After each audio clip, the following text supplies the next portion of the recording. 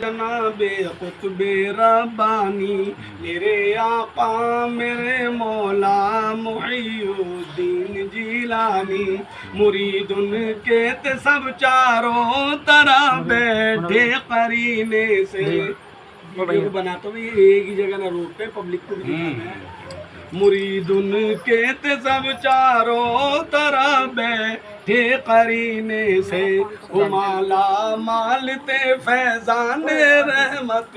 کے خزینے سے۔ یہودی جتنے تھے بغداد میں سب ان سے جلتے تھے، فضیلت دیکھ کر ان کی حسد سے ہاتھ ملتے تھے۔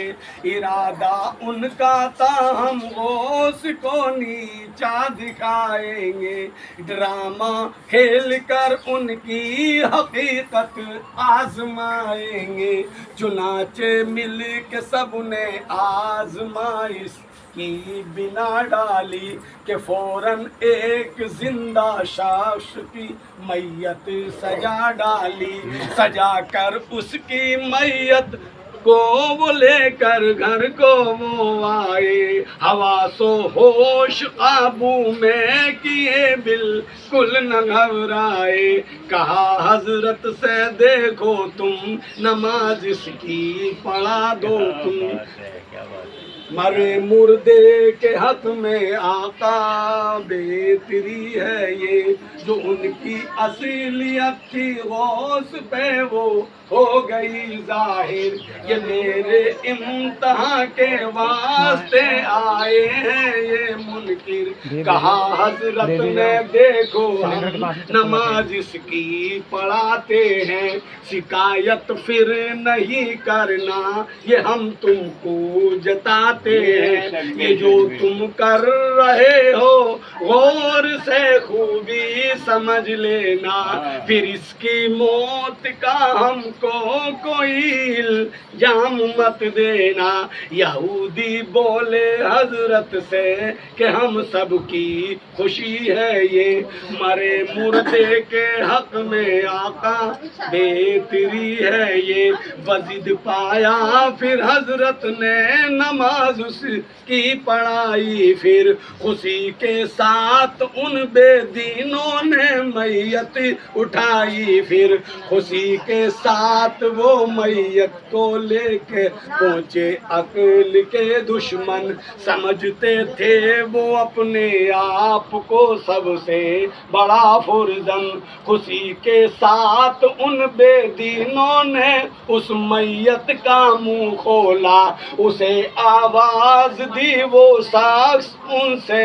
کچھ نہیں بولا، مرا پایا تو ایک خلولی سی مچی گئی ہر سو۔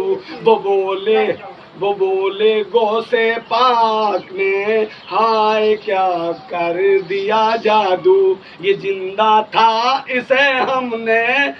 میت بنایا تھا، بڑی ترقیب سے غوث زماں کو آزمایا تھا۔ مچا جب شور تو آ گئے سب خاندان والے، پڑے تھے غوث کو جھٹلا کے جن کی عقلوں میں تالے۔ اب جن کی عقلوں میں تالے پڑے رشتہ دار آ گئے اور آپس میں کہنے لگے کہ ہم نے تو بڑی ترکیب سے غوث اعظم کو آزمایا تھا، ارے یہ تو زندہ تھا، ہم نے اسے میت بنایا تھا۔ اب ہم زمانہ کس طریقے سے، ہم اپنا کس طرح سے منہ زمانے کو دکھائیں گے، پلٹ کر اپنا سر شرم و حیا سے مر ہی جائیں گے۔ اب آپس میں منت کری اور تڑپنے لگے کہ یہ تو میت وہی زندہ کر سکتے ہیں جنہوں نے کہ مردہ کرا، اور انہی کے پاس چلیں۔ تو کہہ رہے ہیں کریں منت خسامت انکساری سے، کہ بھگوئیں اپنے اپنے دامنوں کو اشک واری سے۔ وہ ہیں سچے ولی مردوں کو زندہ کرتے رہتے ہیں، مرادوں سے گلوں سے سب کا دامن بھرتے رہتے ہیں۔ اب کہہ رہے ہیں وہ تو مردوں کو زندہ کر دیں، انہی کے پاس لے چلو۔ وہ مشرک لے کے میت پہنچے پھر عقل کے دشمن، سمجھتے تھے وہ اپنے آپ کو سب سے بڑا فرزند، کہا حضرت سے حضرت ہم نے تم کو آزمایا تھا، بڑی ترغیب سے اس کو ہم نے میت بنایا تھا۔ یہ سن کر بات پھر حضرت کو وہاں پر ہنسی آئی، مگر سنجیدگی سے پھر نگاہ غور فرمائی۔ بڑی غور سے ترکیب سے غوث اعظم نے سوچا سمجھا، کہا یہ زندہ شخص تھا تو پھر یہ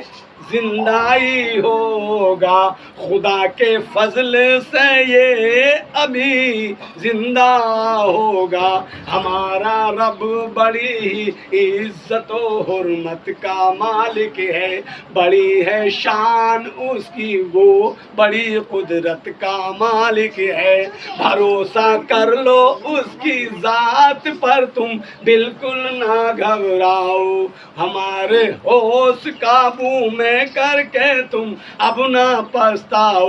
لپیٹا ہے جو اس کے جسم سے تم کفن کھولو، پھر اس کے کان پہ منہ رکھ کے یہ آہستہ سے بولو کہ اٹھ جا غوث اپنے پاس میں تجھ کو بلاتے ہیں، تیری یہ زندگی اللہ سے واپس دلاتے ہیں، کہ ان کے حکم کی ایک شخص نے تلقین فرمائی، وہاں پر ایک عجوبہ نور کی بجلی سی لہرائی، مرا مردہ وہ فوراً کلمہ